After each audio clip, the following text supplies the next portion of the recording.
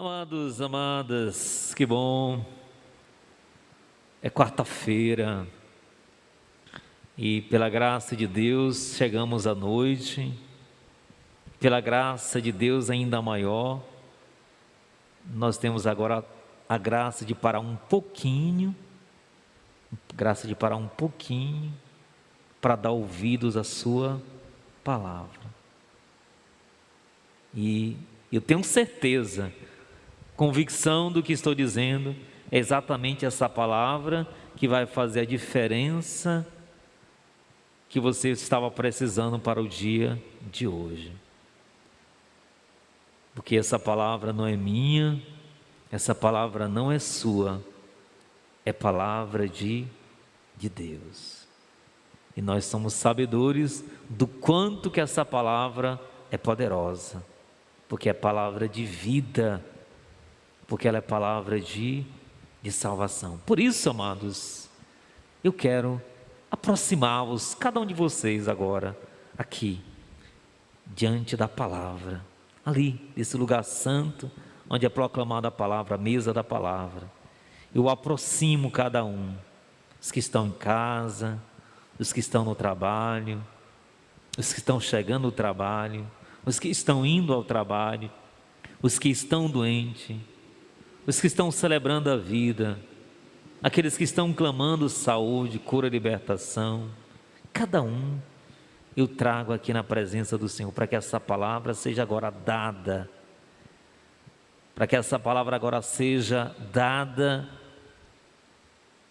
entregue a cada um de vocês. E eu peço, vá tomando posse dessa palavra, que agora ela não é mais de Deus, ela é de cada um de nós, Portanto, amados, eu queria começar dizendo uma palavrinha muito breve sobre São Boaventura, nome estranho, né? São Boaventura.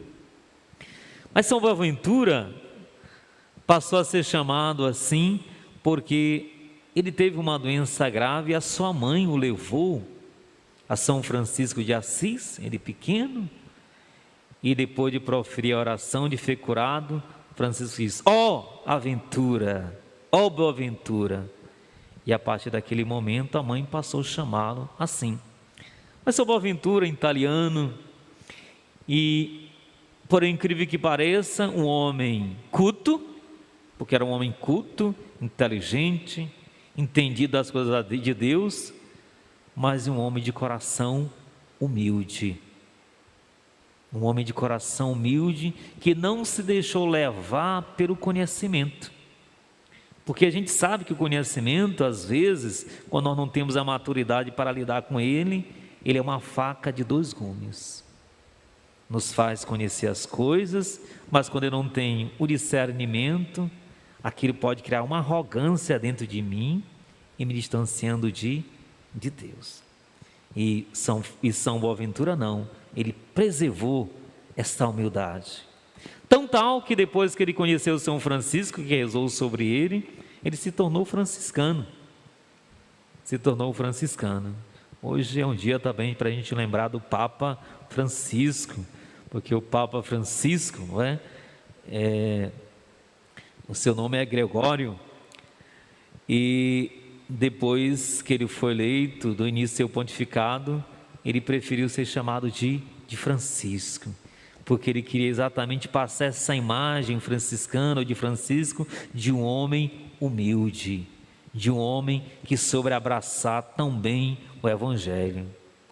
Dizem os críticos, estudiosos, que São Francisco de Assis foi o homem que mais imitou bem Jesus Cristo.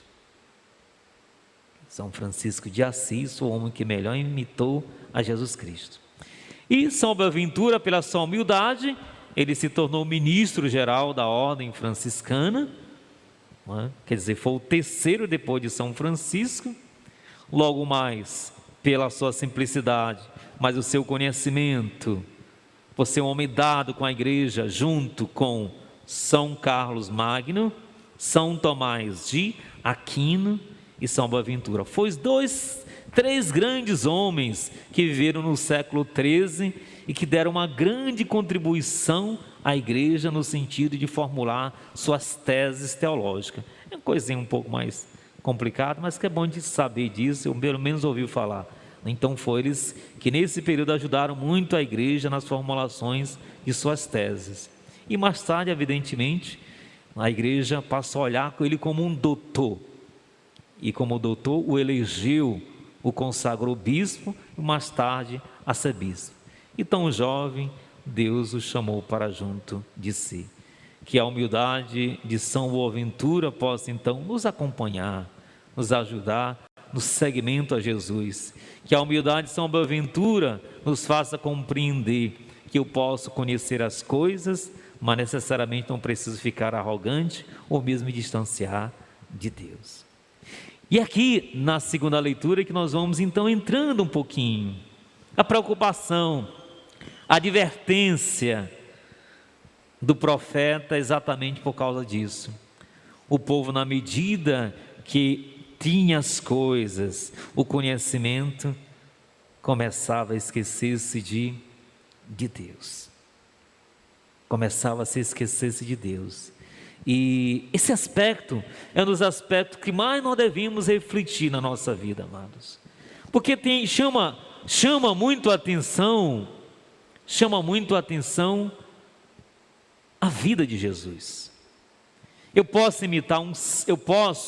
amar o santo, a vida de São Boaventura, de São Francisco, me estimula, me incentiva a seguir Jesus.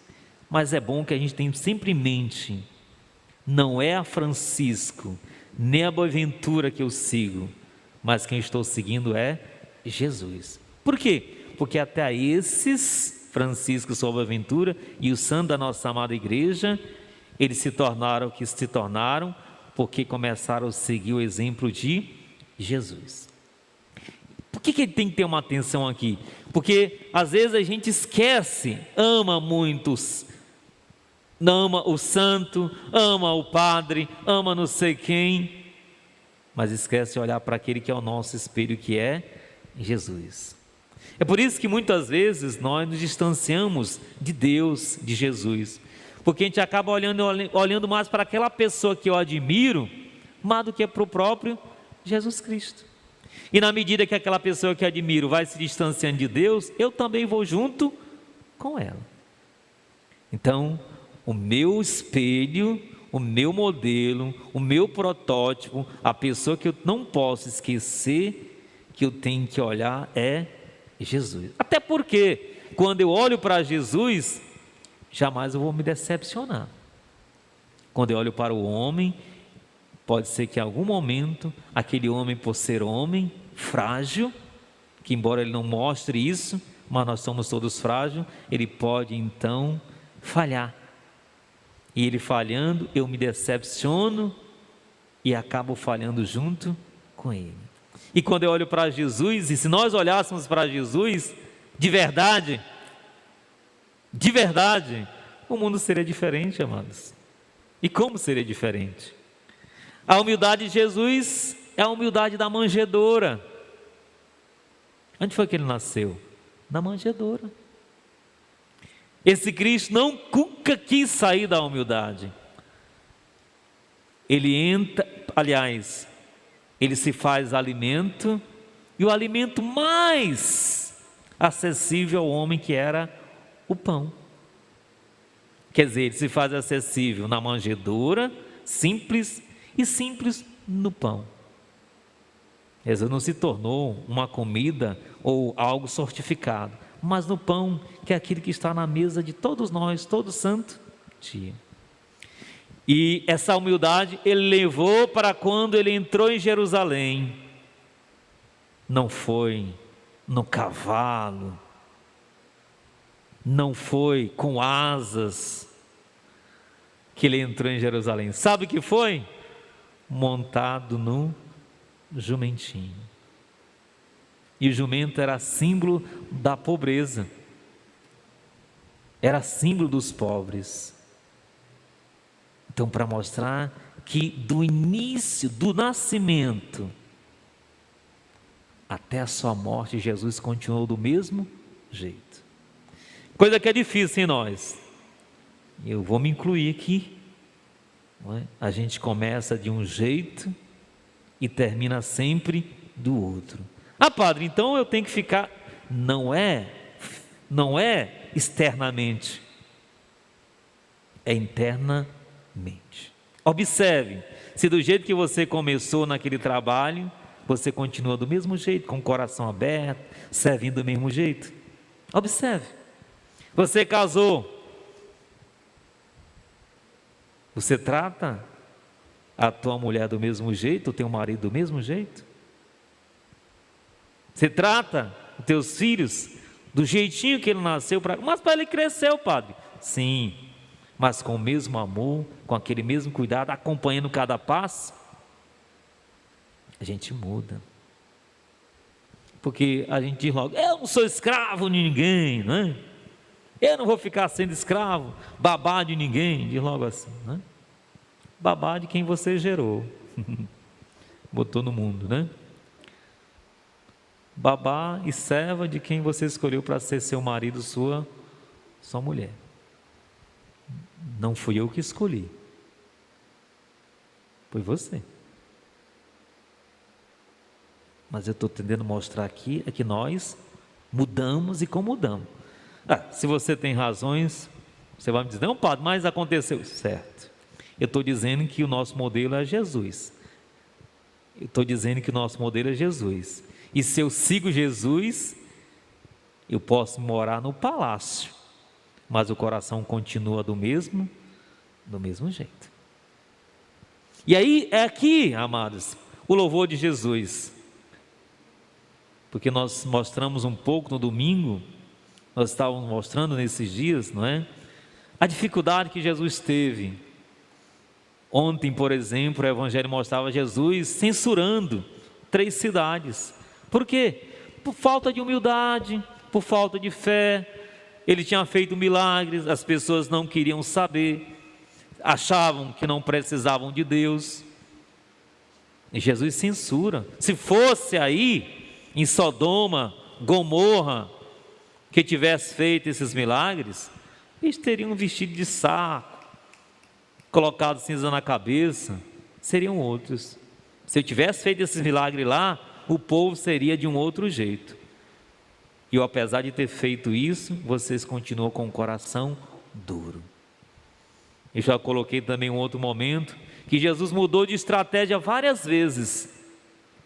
Porque na hora que ele começava a apresentar a sua pedagogia de vida, o pessoal ia ficando para trás. O homem é duro. O homem é duro, né? Jesus, olha, a esposa tem tocas, pássaro ninho, e eu não tenho nada, eu não tenho onde reclinar a cabeça. Quem quiser, vem. Quando ele se apresenta como o pão vivo do céu, eles acharam mais duro ainda. Então quer dizer, fazer mesmo a vontade de Deus, ser como Deus, é difícil, amado, porque requer renúncia. E nesses que Jesus ofereceu, nos grandes, nos doutores da lei, que tinham capacidade de entender e de perceber que ele era filho de Deus, foram esses que mais rejeitaram. Aonde foi que Jesus encontrou mais acolhimento? Nos simples, nos pobres, aqueles que andavam atrás de Jesus. Por isso Jesus diz, Pai, eu te louvo, te bendigo e te agradeço, porque, Senhor, Tu revelaste o Teu mistério. Esses pequeninos não foram os sábios, foram a eles que o Senhor mostrou quem Ele realmente é. Eu diria até aqui, não foi que Deus quisesse ter se revelado só aos pequeninos. Eu ousaria dizer que Deus se mostra a todos nós. Agora, nem todos nós temos a capacidade ou a humildade para reconhecer a Deus. Aí Jesus louva, porque dentre todos os que reconheceram, abriram o coração para reconhecer Deus, foi só aquele pobrezinho. E eu disse aqui, eu espero que as pessoas tenham entendido, eu vou repetir de novo.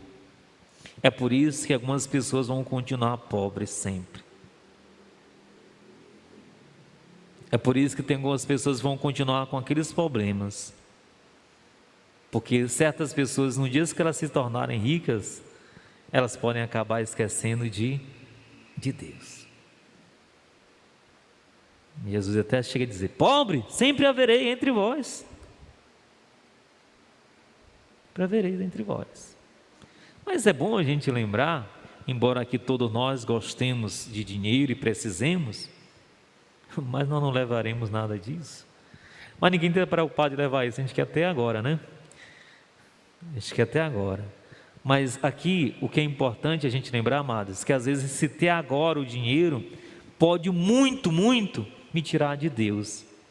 E aí eu posso não levar nem o dinheiro e nem a vida eterna. Isso é o complicado.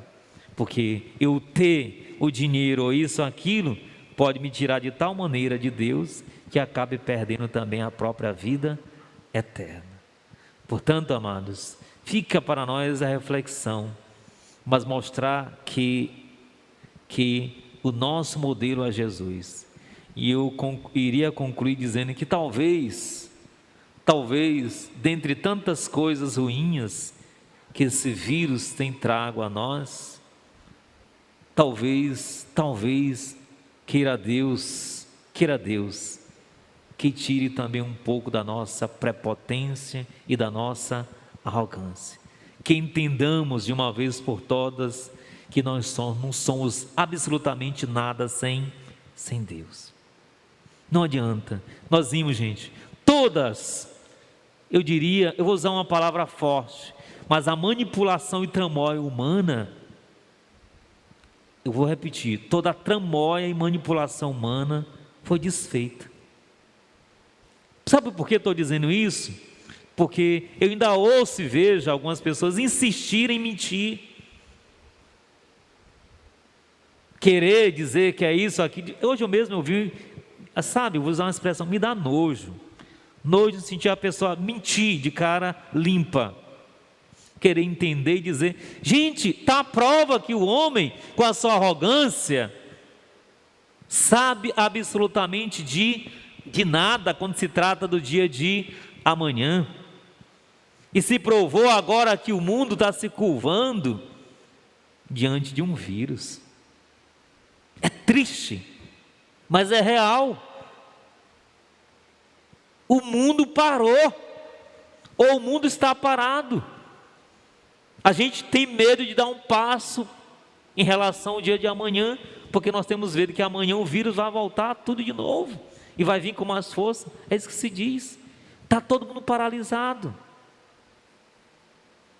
E aí eu estou criticando o sabidão, os donos da verdade, das ciências, aqueles que fazem, que se dizem dono da verdade, mas aqueles que também se dizem fazer milagres, que curam, que prevê o futuro, que lê as mãos, que cura isso e aquilo outro. Onde eles estão? Aonde eles estão, seu João? Aonde eles estão, dona Fátima? Que eu vejo agora todos calados. Cadê as igrejas? Certos líderes que se colocam até acima de Deus, que desafiam Deus,